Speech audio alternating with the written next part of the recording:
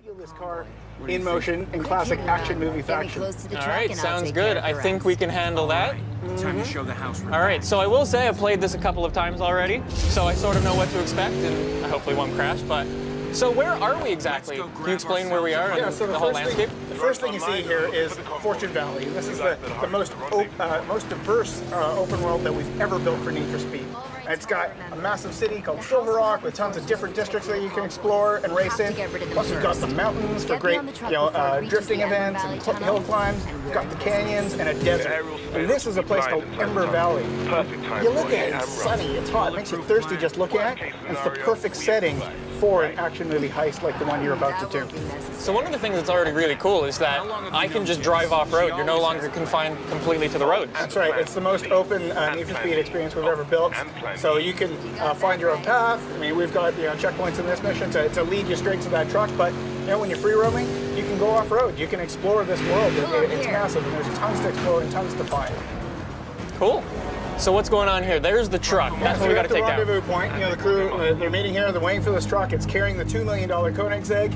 It's going to whiz past here, and then Tyler and Jess are going to hop into action here. They're going to hop into their Mustang RTR. Yeah, right. Yeah, classic Need for Speed ride here. All right. So what's the plan? What are we planning to do? Yeah, so Tyler's going to take the wheels, going to use his street racing skills to carve his way through dense traffic.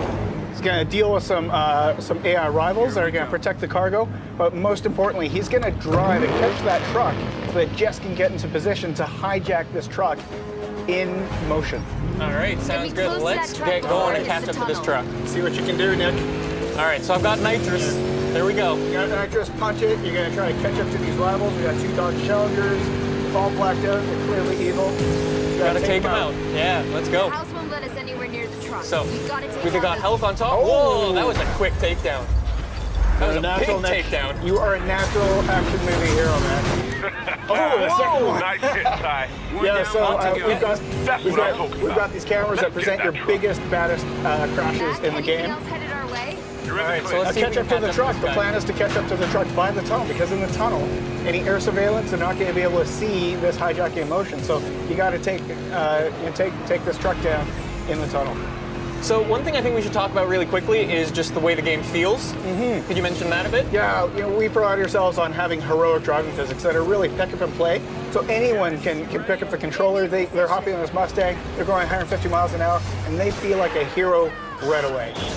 So we caught up to the truck, and things never go to plan. Yeah, in action movies, things go sideways. So the truck driver really doesn't want you to steal that Koenigsegg. So he's brake checked you. The doors are flying open, and you're set back. He's just he's booking it right now. He's plowed through all these traffic cars, making life tough for you. You got to navigate your way through the scene and catch up to that truck. He's made an absolute mess of this highway. All right, so I'm pushing. All right, you can catch him, Nick. I'm going. Nitrous. I need more nitrous, man. Here we go. All right, here we have some enforcers. So now, talking about the AI improvements we made. So a lot of the fans are asking for tougher AI, so that when they catch up to opponents, they're really jostling and battling with them. Every overtake is earned. So these guys have ramped up their attitude to 11, right? So when you shunt them, they're going to fight back. So they're not going to make life easy for you, Nick. Yeah, they hit you pretty hard. What's cool is as you learn the world, you find different things in the environment that you can use against your rivals. So looking out for telephone poles, guardrails, traffic cars. Oh, there's more. Convenient traffic jam for you to use. There you go. Gonna try to get the other one right away. Gonna bounce off to him. Here we go. Oh, almost. These guys are tougher. Oh, you see? Pretty nasty. They are tough. Trying to get 3 to go. Come on, Nick. So one of the things that's really cool is, the best way I kind of take them down is to crash into things in the environment, like using those poles. It's a little hard, but it's effective. In any open world game, you're going to find ways that you want to go through this mission yourself. So even if you replay it over and over again, you're going to find different ways to take down these enforcers each time you play. Trying to deal with them. They're tough, man. Trying to use the poles. Only 2 left, Nick. The truck is getting away, man. You want that car. There's no way this truck's getting away. Oh! That was a movie moment if I ever saw one. All right, let's get rid of this guy. All right. There we go. again, we play up, you know, these action movie moments, right? When you have these big crashes, we're gonna present it to you. I'm gonna wait up for this guy so I can crash him out. Oh, he's gonna come charging at you. Look out. There we go. There you got him. Just like you planned it, Nick. Yeah, 100% on purpose. Yes, of course. All right, now punch it. You got to catch up to the truck. Plan A went sideways, so we're going to go to plan B. We got to catch up to this truck. We got to hijack it before that truck gets to city limits, because there's some serious heat on you. So you got to get to that truck and get that Koenigsegg before you get into the city. Let's catch him up. Pushing hard. Truck driver's gone to oncoming, making your life difficult. You got to weave through that oncoming traffic. I'm trying to find a gap. There we go. Hit There's that my pocket. gap. Line it up for Jess. Come on. There we go. Here's Jess's big moment.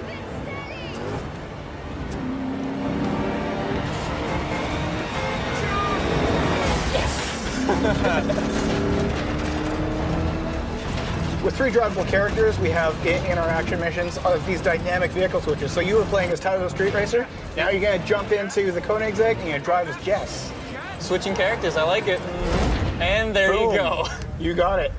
You've done this before. You've stolen a $2 million car before, right? A couple of times. Yeah. Yeah.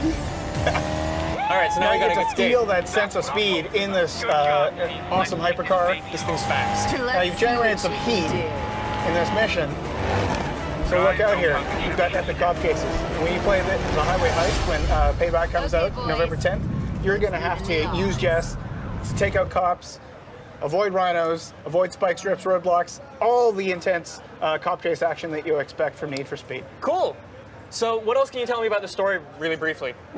So we've structured the game such that you're playing as these 3 characters, they all have their own quest lines, and it all comes together, them getting revenge against the house. Cool. So should we jump into some customization and do that. See what we can do with some of these cars in this crazy world? Sure. Yeah, so customization, right? Marcus has been talking about it in the live show. It's back. We're not going to do anything out of the ordinary, or maybe we will. I don't know. Maybe. Maybe we got some cool stuff. Yeah. So yeah, this is Bryn, the vehicle director? Vehicle art director. Vehicle art director, there we go. So you know these cars inside and out. Yes, I've lived and breathed them for the last couple of years. All right, so we're going to do some customization. Obviously, customization's huge for Need for Speed. It is. And it's back. It's back. And it's bigger. It's bigger and better. Yeah. So I think we'll try and boot into the garage, and then we'll see what cars we've got on offer. Yeah. So just briefly, we should talk about the garage itself. Yes. Yeah. So the garage, we've got space for 5 cars in our garage, but this time around we have got a virtual warehouse. So that allows us to effectively give you limitless cars. Yeah. So you can bring them in and out of your garage, and work with the cars that you want to work with. Cool. So you can do just as many as you want. Absolutely. Great. All right, so let's talk about some of these cars. So we've got the BMW M4. We had the M4 in the last game, but this time we've upgraded. We've gone for the GTS. So it's a bit more track orientated. It's a bit more performance oriented. Okay, we got some muscle as well. We've got some muscle cars. So last time around we didn't really hit the money on the muscle cars. So yeah, we've done a bit more this time around. And yeah, the Nissan 350Z, right? So everybody's been asking for it. We can't deny the fans what they want, so we've put it in Need for Speed. Awesome. And this one, yeah, it may look quirky, right? Yeah. It seems a bit out of place in Need for Speed, but what we've done is we've built this feature called the Derelict that, again, Marcus touched upon it in the live show, but what the Derelict is a way for us to kind of let the player explore the open world that we've got. It's a rich open world that we have, so we've put these cars out there in the world for you to find and explore and kind of take them back to your garage and find all the parts that you need to build them. Cool. So effectively, it takes a car from stock to scrap, that's scrap to stock to supercar. Cool. So let's jump in the Beetle and fix it up a bit. Yes, absolutely. So it's looking a bit run down right now, right? Yeah. So we want to restore it back to stock. Yeah.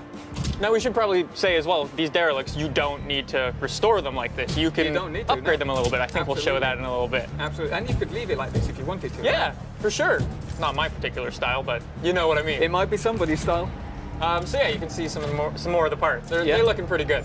Absolutely. So we've tried to make sure that we've got parts in every interaction point that we have for this car. We want to make sure that we've got a rich experience wherever you go on the car.